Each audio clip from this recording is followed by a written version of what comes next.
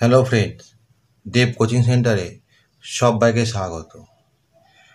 আজ সমরেন্দ্র মহোদয়ের লেখা দশম শ্রেণীর ইতিহাস বইয়ের তৃতীয় অধ্যায়ের বড় প্রশ্নোত্তর নিয়ে আলোচনা করব, যার মান 8।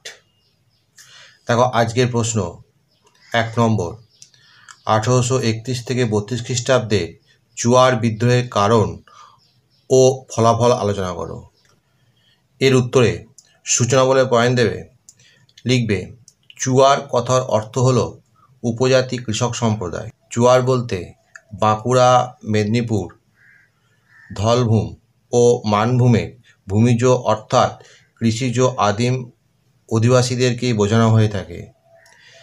ইংরেজ শাসনকালে এই অঞ্চলে অধিকাংশ জমি কেড়ে নিয়ে উচ্চ মূল্যে ইজারা দেওয়া শুরু হলে এখানে চুয়ার বিদ্রোহের সূচনা হয়।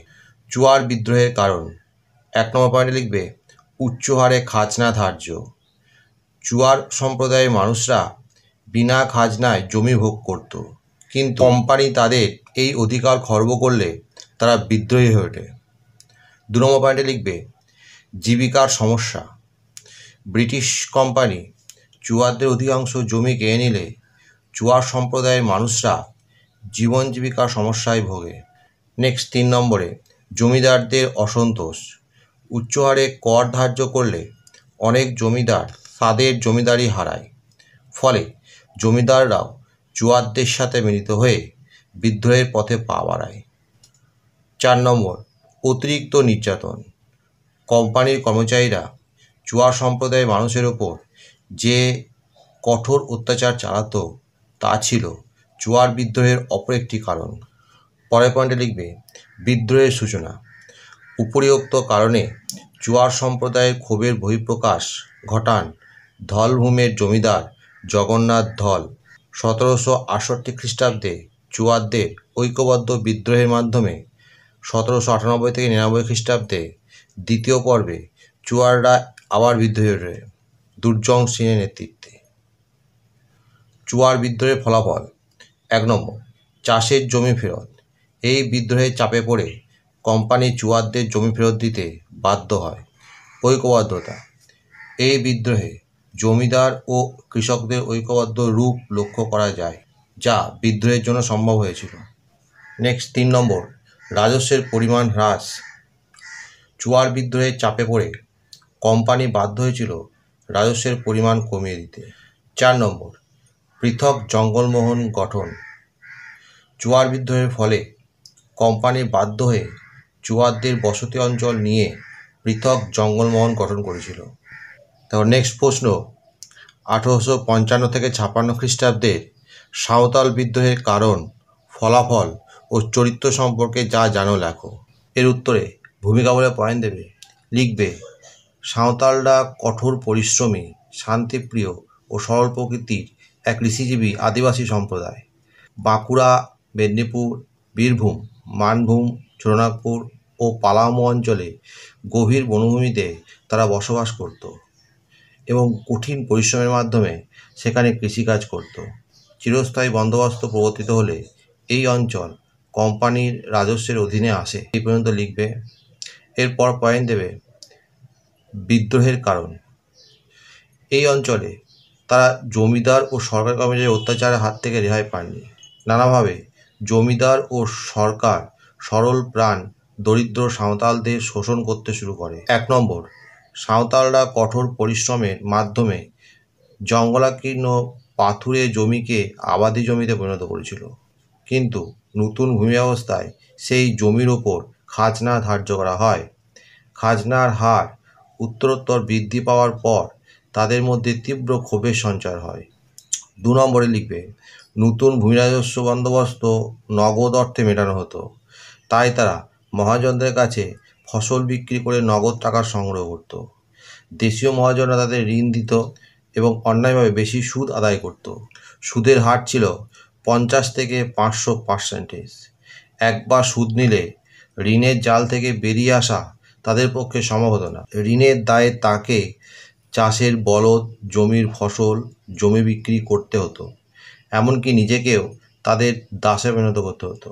3 নম্বর বিদেশি মহাজন ও ব্যবসায়ীরা এখানে নানা জিনিসের দোকান খুলে বসে। ফসলের বিনিময়ে এই সব দ্রব্য চড়া দামে কিনতে গেলে তারা সর্বশান্ত হতো।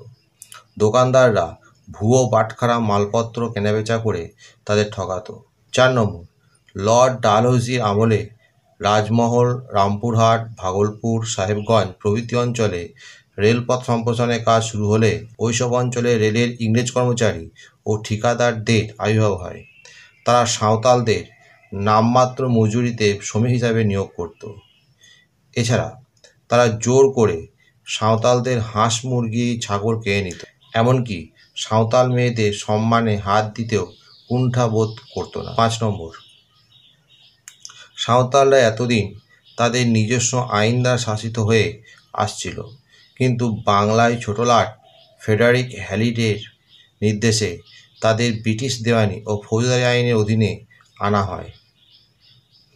এই আইন ছিল জটিল এবং এর বিচারও ছিল ব্যয়বহুল ও সময় সাপেক্ষ। তাদের পক্ষে এসব মেনে নেওয়া সম্ভব ছিল না। 6 নম্বর, খ্রিস্টান মিশনারিরা নানা অছিলায় তাদেরকে ধর্মান্তরিত করত। পরের পয়েন্ট দেবে বিদ্রোহের ফলাফল ও গুরুত্ব। সাঁওতাল বিদ্রোহ ব্যর্থ হলেও এর পরোক্ষ ফল ছিল সুদূর প্রসারী। ঐতিহাসিক ডাক্তার কালীকিঙ্কর দত্ত বলেন যে বাংলা ও বিহারের ইতিহাসে এই বিদ্রোহ এক নবযুগের সূচনা করে। 1 নম্বর, ডক্টর দত্তের মতে এই বিদ্রোহকে গুরুত্বহীন আঞ্চলিক বিদ্রোহ বলা অনুচিত। এই বিদ্রোহ কেবল সাঁওতালদের মধ্যেই সীমাবদ্ধ ছিল না। উইলিয়াম হান্টার বলেন যে সাঁওতাল ও হিন্দু সম্প্রদায়ের মধ্যবর্তী আধা আদিবাসী শ্রেণী ও নিম্নবর্ণে দরিদ্র হিন্দুরাও এই বিদ্রোহে যোগ দেয়। 2 নম্বর, বিদ্রোহ দমনের পর কর্তৃপক্ষ সাঁওতালদের সম্পর্কে কিছুটা নমনীয় মনোভাব গ্রহণ করে। সাঁওতাল অধ্যুষিত এলাকা নিয়ে সাঁওতাল পরগনা জেলা গঠন করে। তাদের পৃথক উপজাতি হিসাবে স্বীকৃতি দেওয়া হয়। ঘোষণা করা হয় এখানে ব্রিটিশ আইন কার্যকর হবে না। এখানে ইউরোপীয় মিশনারি ছাড়া অন্য কারো প্রবেশ নিষিদ্ধ হয়। এইভাবে ভারতীয় জনজীবন থেকে সাঁওতালদের বিচ্ছিন্ন করে সরকার তাদের অনুন্নত অবস্থাতেই রেখে দেয়। 3 নম্বর, এই অঞ্চলে খ্রিস্টান মিশনারিরা সাঁওতালদের খ্রিস্টধর্মে দীক্ষিত করে তাদের মনে ব্রিটিশ শাসনের প্রতি আনুগত্য বোধ সৃষ্টিতে তৎপর হয়। 4 নম্বর, ডক্টর রমেশচন্দ্র মজুমদারের মতে যদি 1857 খ্রিস্টাব্দের মহাবিদ্রোহকে স্বাধীনতা সংগ্রাম বলে মনে করা হয়, তবে সাঁওতালদের এই সুকঠিন সংগ্রামকেও স্বাধীনতা সংগ্রামের মর্যাদা দেওয়া উচিত।